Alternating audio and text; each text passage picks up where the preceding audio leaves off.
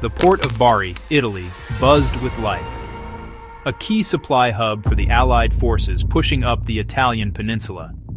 Ships sat heavy in the water, their bellies full of ammunition, food, and fuel. The men there felt a sense of security, a feeling that the German Luftwaffe was a spent force, unable to reach them this far south. But complacency, as it often does in war, breeds disaster. That evening, over 100 German bombers appeared in the sky, a swarm of angry hornets descending on the unsuspecting harbor. The raid was swift, brutal, and devastatingly effective. Bombs rained down, turning the tranquil port into a scene from Dante's Inferno. Ships exploded, sending fireballs hundreds of feet into the air. The water itself seemed to burn as thousands of tons of fuel spilled from ruptured tankers. But amidst the chaos of explosions and fire, a more sinister, invisible killer was unleashed. One of the ships, the American Liberty ship SS John Harvey, held a secret. A classified cargo of 2,000 M47A1 mustard gas bombs, brought to Europe as a grim retaliatory measure, just in case the Germans used chemical weapons first. The bombs were not meant to be there, not in a crowded port. But war has a way of scrambling plans.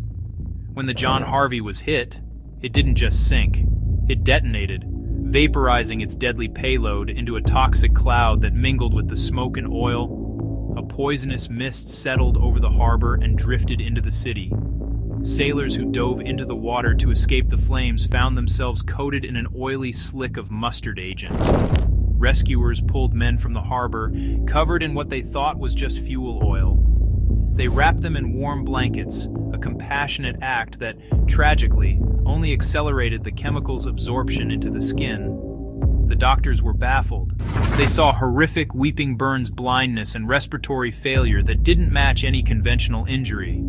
The truth was a casualty of war, buried under layers of military secrecy. For days, the Allied command denied the presence of chemical weapons, leaving doctors to treat a mystery illness that claimed more and more lives. By the time the truth was quietly admitted, it was too late for many.